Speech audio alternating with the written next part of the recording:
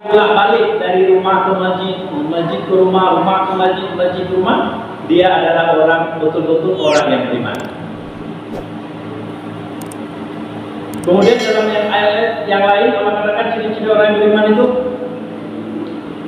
innamal mu'minuna alladzina idza dzukirallahu wajilat qulubuhum wa idza tuliyat 'alaihim ayatuhu zadatuhum iman.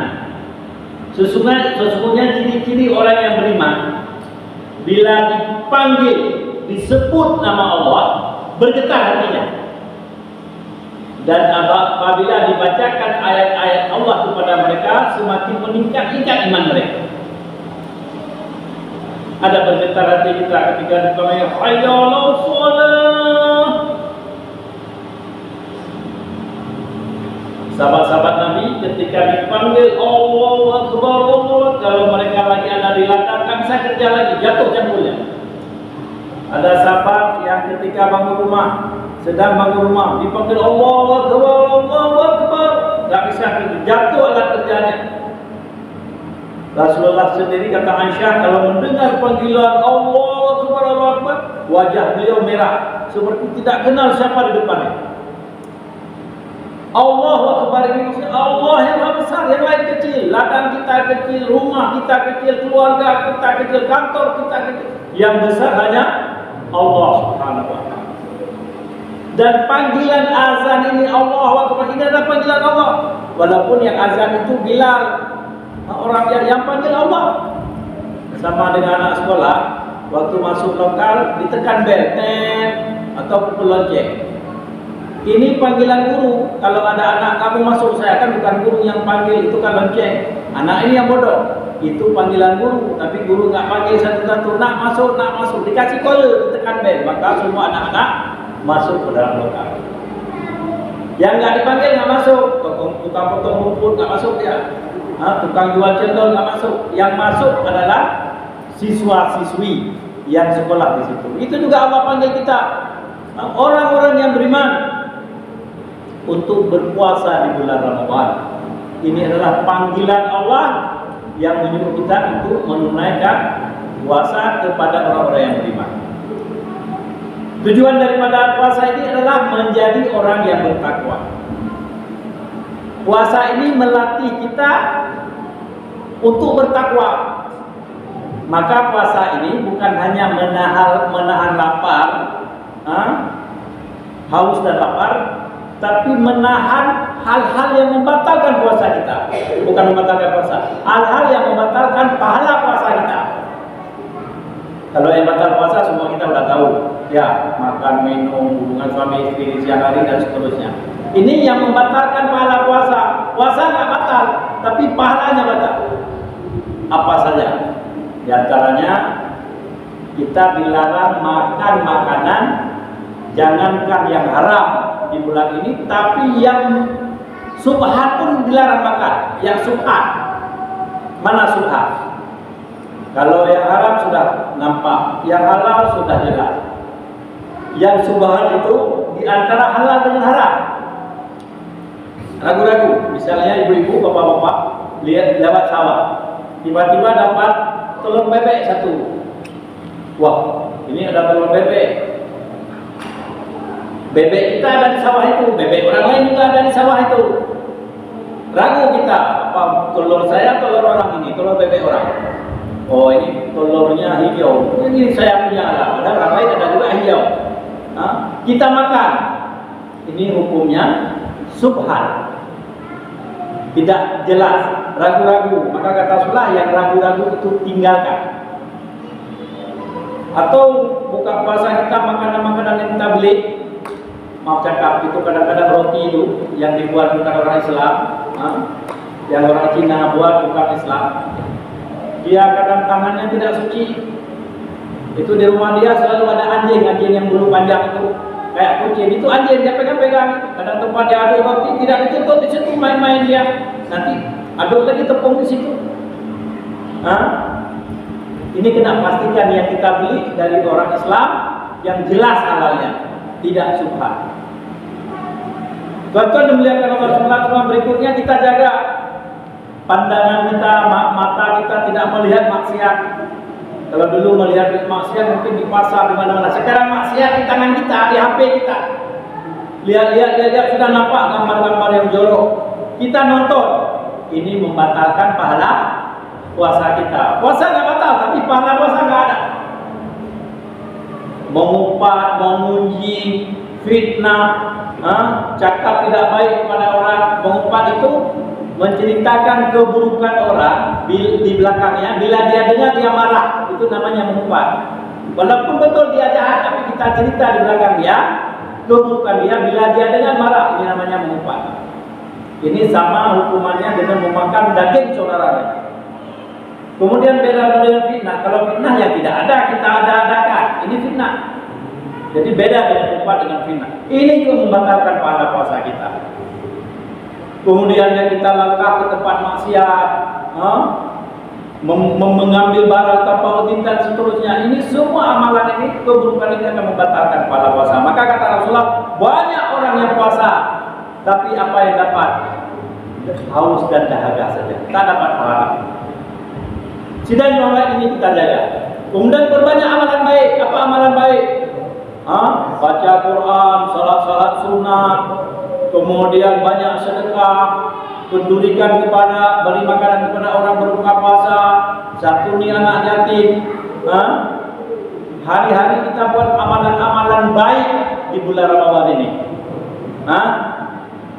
Sudah jemaah mulia, kalau amalan-amalan ini nanti bertahan sampai di luar Ramadan setelah hari raya, kita sudah nggak menguat lagi, nggak fitnah lagi, makanan-makanan yang baik dalam selama bulan Ramadan, dan begitu juga nanti di luar Ramadan. Jangan di bulan Ramadan saja baik, di dalam Ramadan kita jaga, tapi di luar Ramadan sudah seperti biasa, nggak tutup orang lagi, nggak masjid lagi, nggak mengaji lagi. Maka ini tidak berhasil takwa kita. Takwa, orang yang takwa tadi orang yang beriman. Orang beriman belum tentu orang takwa. Orang beriman tadi sering mengaji, salat, baca Quran dan sebagainya. Tetapi dia masih tidak sanggup menjalankan larangan Allah SWT. Itu kalau di penjara itu atau yang ditangkap KPK itu, dahinya sudah hitam. Salat 5 waktu berjamaah lagi. Kenapa dia buat salah? Karena belum bertakwa. Beriman tapi belum bertakwa. Dalam Al-Quran Allah selalu gandingkan amanu wa taqwa, beriman dan bertakwa. Hari Jumat juga diingatkan, ya ayyuhalladzina amanu taqullaha haqqa tuqatih wa la tamutunna illa wa antum muslimun. Wahai orang yang beriman dipanggil, berimanlah, bertakwalah kamu sebenar-benar takwa. Jadi orang beriman jangan hanya salat saja, tapi masih juga benci orang, masih juga bermusuhan dengan saudaranya, masih juga mengumpat. Ini belum takwa. Maka tuan-tuan dimuliakan Allah SWT, orang yang bertakwa ini yang Allah ada jaminan daripada Allah Subhanahu Wa Taala. Bagaimana contoh orang takwa? Contoh orang takwa di zaman Rasulullah SAW, anak kecil pun bertakwa kepada Allah. Sayyidina Umar pernah sekali ada seorang anak gembala kambing. Banyak kambing dia, ribuan. Kata Sayyidina Umar, "Nah, kasihlah kambing untuk saya satu, saya beli." "Oh, ini bukan kambing saya, ini kambing tuan saya." Kan tuan kamu nggak tahu, dia jauh. Bilang aja sudah ditangkap harimau satu. Kamu saya kasih duit. Tuan kamu nggak lihat. Apa kata anak ini? Memang tuan saya pemilik kambing ini nggak lihat. Wa aina Allah? Di mana Allah? Apa Allah nggak melihat? Ini anak kecil, anak SD. Begitu juga satu hari Sayyidina Umar keliling satu rumah. Ada seorang ibu lagi nuang-nuang susu, lagi takar-takar susu. Dia tes anaknya, bukan ibu ini zalim, mau lihat anaknya bertakwa tidak. Anak gadisnya, macam anak SMP lah. Kemudian ibu ini bilang, "Nak, susu kita sedikit kali hari ini. Bagaimana kalau kita campur dengan air sedikit biar banyak untung?" Dan Sayyidina Umar nggak tahu. Apa anak gadis ini? Wahai Allah, di mana Allah? Apa Allah nggak lihat apa yang kita buat? Memang Sayyidina Umar nggak lihat. Apa Allah nggak lihat? Begitu Bapak Ibu melihat anak-anak kecil pun bertakwa kepada Allah Subhanahu Wa Taala. Kemudian kita lihat satu kisah lagi, 5 menit lagi. dalam ayat Sabah itu, satu orang jual tanah, si A jual tanah kepada si B. Setelah ijab kabul, bayar duit, diserahlah tanah. Kemudian si A ini setelah beli tanah, congkel-congkel tanah, mau bangun rumah lah, mau campur, jumpa emas, sebongkahan emas dalam tanah itu. Kemudian dia susah, waduh, kok ada emas ini? Ini emas ini bukan milik saya. Ini tanah saya beli, saya nggak beli emas. Emas ini milik orang yang punya dulu, si B. Maka dia ambil emas itu dikembalikan kepada yang punya tanah tadi. Bapak itu bilang, oh bukan milik saya itu. Apa yang ada di tanah sudah saya jual ke kamu, itu milik kamu. Maka kata, enggak, bukan, saya nggak beli emas. Saya beli tanah, ini milik bapak. Bertengkar, bukan bertengkar berebut, bertengkar sama-sama nggak mau merasa bukan haknya, takut nanti ditanya oleh Allah Subhanahu Wa Taala. Maka bertengkar, tak mau yang menerima emas ini, maka dia lapor kepada polisi. Polisi lapor kepada jaksa bawa kepada hakim. Kemudian disidanglah dua orang ini. Apa masalahnya? Kata orang ini, saya jual tanah sama dia. Kemudian dia dapat emas. Emas ini kan milik dia, bukan milik saya. Saya nggak mau terima, saya kembalikan. Kemudian kata orang ini, saya mana mau terima? Itu kan sudah dibantu dia, bukan emas saya. Maka kata Pak Hakim, kalau begitu, bapak ada anak, ada anak perempuan apa laki? Oke, yang bapak ini ada anak, ada perempuan laki, perempuan. Kita nikahkan anak ini berdua, kita kasih emas untuk dia. Selesai masalah. Jadi yang jual tanah bertakwa, yang beli tanah bertakwa, polisi bertakwa, jaksa bertakwa, hakim pun bertakwa. Maka zaman itu serigala makan satu talam dengan kambing. Tidak bermusuhan. Orang kafir kalau masuk ke Jazirah Makkah Madinah 3 hari langsung masuk Islam. Melihat sifat-sifat takwa daripada sahabat radhiyallahu anhu ajmain. Kalau Rasulullah ditanya orang kafir, mana contoh orang takwa? Itu Abu Bakar takwa, itu Umar takwa, itu Utsman takwa. 30 juz Al-Quran berada pada diri-diri sahabat, amalan-amalan sahabat. Maka kata Rasulullah, khairul qurun qarni, sebaik-baik qurun adalah di masaku. Tuan-tuan dan mulia, kalau kita takwa kepada Allah, Allah janji dalam Al-Quran, wa may yattaqillaha yaj'al lahu makhraja wa yarzuqhu min haitsu la yahtasib. Bila seseorang itu beriman dan bertakwa kepada Allah, akan dikuatkan kaki-kakinya melawan musuhnya, akan dibantu segala penyelesaian masalahnya, diselesaikan problem hidupnya, dan diberikan rezeki tanpa terduga bila beriman dan bertakwa seperti tadi. Kemudian untuk masyarakatnya, untuk negaranya, Allah firman dalam Al-Quran, walau anna ahlal qura amanu wa taqaw la fatahna alaihim barakatin minas samai wal ardh. Bila satu kampung, satu negeri, penduduknya beriman dan bertakwa, amanu wa taqaw, beriman dan bertakwa, la fatahna, lam ini lam tauhid, Allah bersumpah akan memberikan keberkahan dari langit dan bumi. Ini janji Allah. Bila kita penduduknya beriman dan bertakwa kepada Allah. Sekarang kita lihat, ada berkah hidup kita.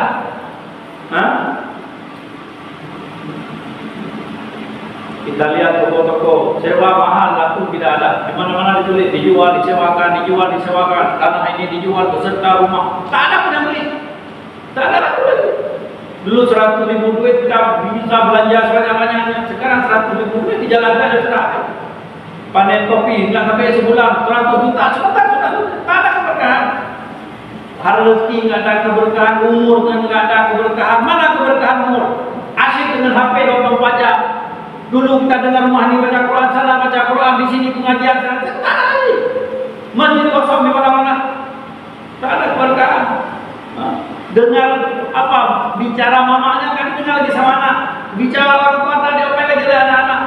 Kita suruh yang baik, tak ada membuat yang baik. Ini tak ada keberkahan, Pak lihat.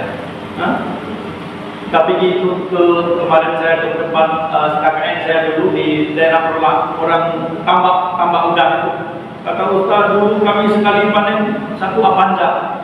Sekarang waktu kami bayar dulu beko, kemudian kasih kapur untuk hancur keong, kemudian kasih belet, beli ini, racun, tak ada hasil apa-apa. Tak ada itu. Ada durian di mana-mana dari ini. Saya pulang Aceh Selatan kemarin Mulabu sampai Kuala Simpang durian separuh itu tawar semua, nggak ada tawar, nggak ada rasa, busuk. Di kampung saya di Sigli dulu melinjo itu, ya Allah, merah tiap petang. 1 kilo 20.000, sekarang 1.000 1 kilo, nggak ada buah lagi. Allah cabut berkah. Kenapa? Karena tidak beriman dan berkah. Pedagang tak laku lagi, petani tak ada hasil.